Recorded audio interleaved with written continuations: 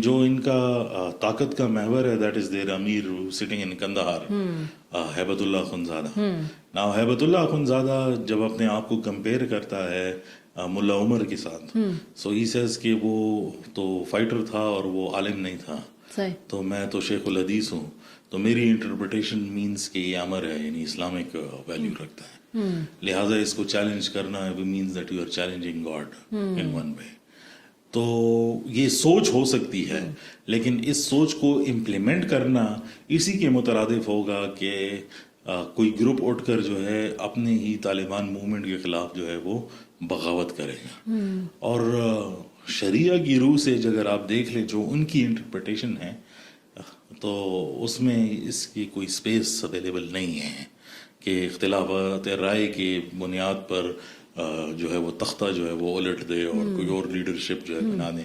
تو کوئی اتنا جو ہے وہ آگے نہیں جائے گا کسی ٹائم پر کہ وہ بغاوت کرے اس کے خلاف اور کسی اور ملک کے ساتھ کھڑا ہو, unless there is a tremendous change within the power structure, جو مجھے افغانستان کے اندر سے تو نہیں ہوتی ہوئی نظر آتی.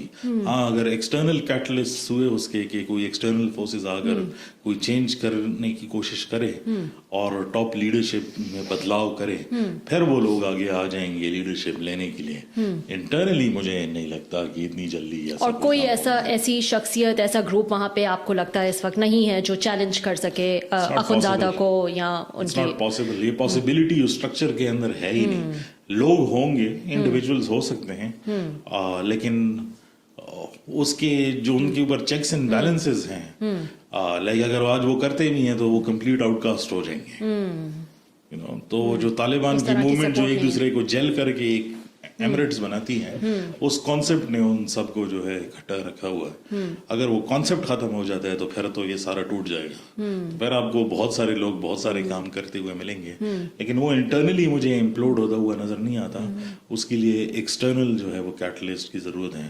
تو شاید کل اگر امریکہ جو موسٹلی اس کو سسٹین کر رہا ہے, جو اوریجنل گارنٹیئر ہے دوحہ ایگریمنٹ کا, if it has a change of heart and mind, اور وہ یہ سمجھے کہ اب یہ پروجیکٹ طالبان جو ہے اب کچھ اور لائک اسے بنتا ہوا نظر نہیں آتا, آپ ریپ اپ کر دینا چاہیے, تو پھر وہ چینجز آپ ایکسپیکٹ کر سکتے ہیں.